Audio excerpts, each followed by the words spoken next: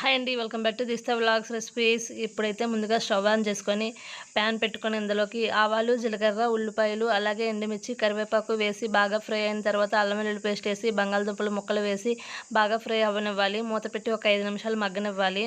మూత తీసిన తర్వాత కలుపుకొని ఇందులోకి బీరకాయ ముక్కలు అనేవి యాడ్ చేయాలి. బీరకాయ ముక్కలన్నీ యాడ్ చేసిన తర్వాత ఒకసారి బాగా కలుపుకొని మూత పెట్టుకొని 5 నిమిషాలు మగ్గనివ్వాలి. ఇలా మగ్గిన తర్వాత ఒకసారి మూత తీసి బాగా కలుపుకొని ఇందులోకి తగినంత సాల్ట్ అలాగే పసుపు యాడ్ చేసుకొని మూత పెట్టుకొని మరొక 5 నిమిషాలు మగ్గనివ్వాలి. ఈ విధంగా మగ్గిన తర్వాత మూత తీసి ఇందులోకి కారం అనేది యాడ్ చేసుకోవాలి. అలాగే ధనియా పౌడర్, జీరా పౌడర్ కూడా యాడ్ చేసుకొని మూత పెట్టుకొని ఫ్రై చేసుకోవాలి. ఇలా ఫ్రై చేసుకొని దగ్గరికి మనం వాటర్ ఏమీ యాడ్ చేయని అవసరం లేదు. ఇది ఫ్రై కర్రీ కాబట్టి, ఇది బంగాళదుంప అలాగే బీరకాయ ఫ్రై కర్రీ. మీరు కూడా ఒకసారి ట్రై చేసి చూడండి. ఎలా వచ్చిందో కామెంట్ బాక్స్లో కామెంట్ పెట్టండి. మన వీడియోని ఎవరైనా ఫస్ట్ టైం చూస్తే సబ్స్క్రైబ్ చేయండి. Bye friends.